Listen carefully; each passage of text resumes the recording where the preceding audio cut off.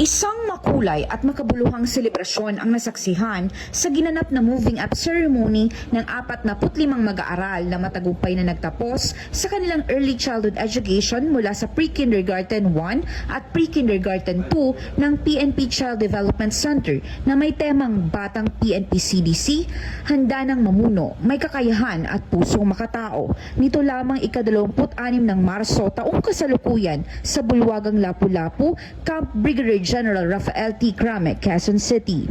Ang nasabing programa ay inorganisa ng mga PNP CDC teachers at mga tauhan ng Child Development Service Provider na pinangunahan ni Police Captain Romel T. Sumalinog, CDSP Supervisor sa ilalim ng pangangasiwa ni Police Colonel Luis E. Gisik, Chief CAD. Dinaluhan din ang nabanggit na aktibidad ni Police Brigadier General Vina H. Guzman, Director PICA-G, Mrs. Mary Rose O. Nartates, National Advisor OLC Foundation Incorporated bilang Guest of Honor and Speaker, PNP OLC Foundation Incorporated, Mrs. Lailani S. Alba, National President, at Mrs. Mary June T. Lucas, National Vice President, at Ms. Nazea Luis Espina, ECCD Focal Person. Kasama rin sa naturang aktibidad ang mga personahe ng Family, Juvenile and Gender and Development Division ng Directorate for Police Community Relations sa pangunguna ni Police Colonel Nieves D. de la Peña, Chief FJ God. Bago magsimula ang nasabing aktibidad ay nagkaroon ng misa pasasalamat at blessing ng VIP Lounge sa pangunguna ni Reverend Father Police Captain Johnson S. Guevara mula sa Chaplain Service. Nagparating naman ng mensahe ng inspirasyon at motibasyon si Police Brigadier General Vina H. Guzman. And today is a very, very special day because you, our little ones, are moving up. That means you are growing smarter, kinder, and stronger every day.